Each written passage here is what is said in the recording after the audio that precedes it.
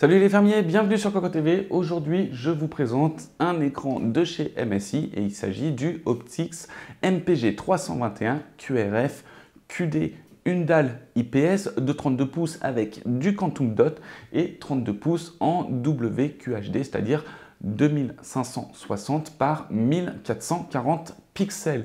Il est capable de monter jusqu'à 170 Hz avec du G-Sync. On est aussi sur une dalle capable de monter jusqu'à 400 nits avec des pics à 600 nits pour justement une certification HDR 600. On est sur une dalle Fast IPS, c'est-à-dire que le temps de réponse est de 1 milliseconde, le taux de contraste est de 1000 pour 1. Il se retrouve dans les alentours de 700 €. En ce qui concerne le devant de la dalle, on a une dalle borderless sur 3 côtés avec une large bande avec marqué MSI ici. Ici, on a un petit capteur de luminosité pour pouvoir gérer la luminosité automatiquement en fonction de la luminosité ambiante de la pièce. On a aussi un bouton ici, le bouton Power. On a de l'autre côté un autre bouton paramétrable dans l'OSD. Et on a derrière, de ce côté-ci, très facilement atteignable, le joystick de navigation. L'écran est réglable en hauteur, mais aussi en inclinaison, en rotation, mais ne propose pas de mode à 90 degrés. En dessous, la base est en plastique noir avec une doublure en métal. Donc du coup, l'écran reste bien stable sur le bureau, mais par contre au niveau du support ça bouge encore un tout petit peu, mais c'est pas encore grand chose. Donc une base vraiment type carré. Derrière on a un écran dans l'ensemble en plastique noir, donc on a toujours la base ici avec un petit effet gravé ici type on va dire fibre de carbone. On a ici toute une colonne en noir mat avec un détail en brillant avec marqué Gaming Série et ici un trou pour faire du câble management. On a le carénage divisé en 3 parties avec un effet brossé portant le logo MSI en couleur bronze. On a ici et ici toute une partie en brillant avec des mèches d'aération portant du RGB et au-dessus on a un effet fibre de carbone. On a sur le côté le bouton de joystick, enfin le bouton de navigation dans l'OSD et on a bien sûr la connectique qui se retrouve ici et ici. Sur le côté, on a une prise pour le micro, une prise pour le casque et 2 prises USB. Tandis qu'en dessous, on a 2 HDMI, un DisplayPort, un type C et bien sûr, on a l'entrée de l'USB ainsi qu'une sortie USB et encore une prise micro et casque. Petit tour maintenant dans l'OSD. OSD qui se présente comme d'habitude avec MSI, on y accède avec un clic sur le joystick de navigation. Il se présente en fond noir avec des nuances de gris, des écritures en blanche, une sélection en rouge. On a aussi des informations en rouge et ici on va voir toutes les caractéristiques, enfin tous les réglages que l'on va pouvoir faire avec l'OSD.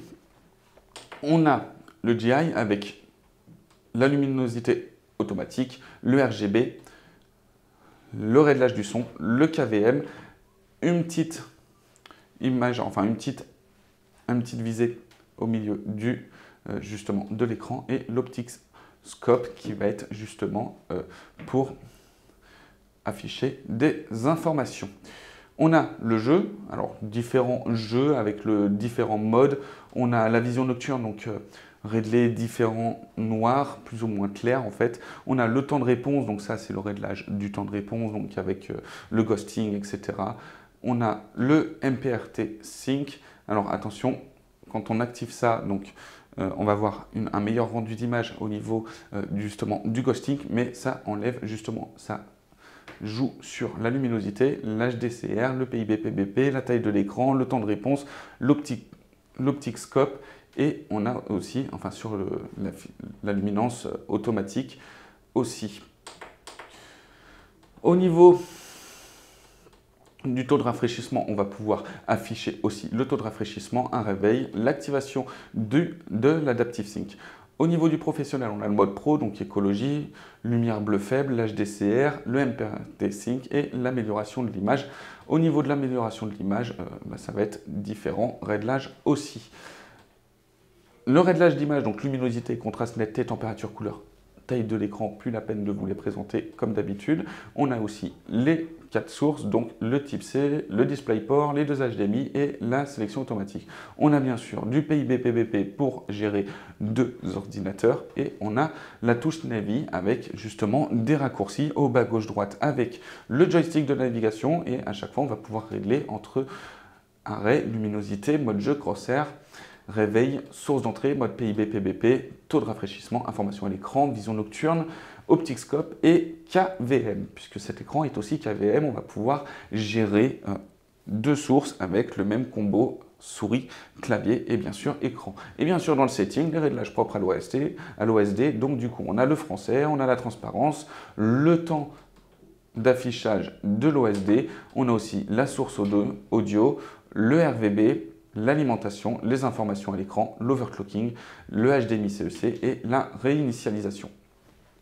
Et voilà en ce qui concerne la présentation de ce MSI Optix MPG 321 QRF QD.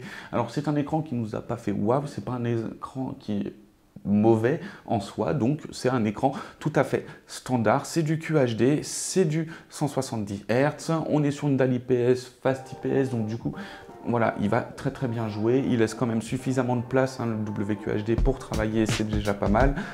La qualité d'image, enfin le rendu à la sonde, c'est pas le meilleur, mais c'est pas non plus le pire. Enfin bref, c'est un écran tout à fait standard. Par contre, sur le standard, le placement tarifaire, on le trouve quand même assez élevé. Enfin, 700 €, enfin au moins cher, 675 €. Ça commence à piquer un petit peu pour du QHD en 170 Hz. À ce tarif-là, on commence déjà à toucher l'UHD. Donc là, on se demande un petit peu le placement tarifaire.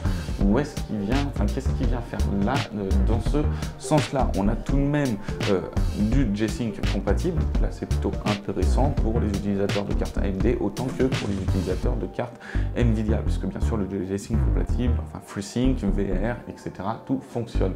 Bref, on se retrouve pour une prochaine vidéo. Vous retrouverez le test écrit bientôt. À très bientôt.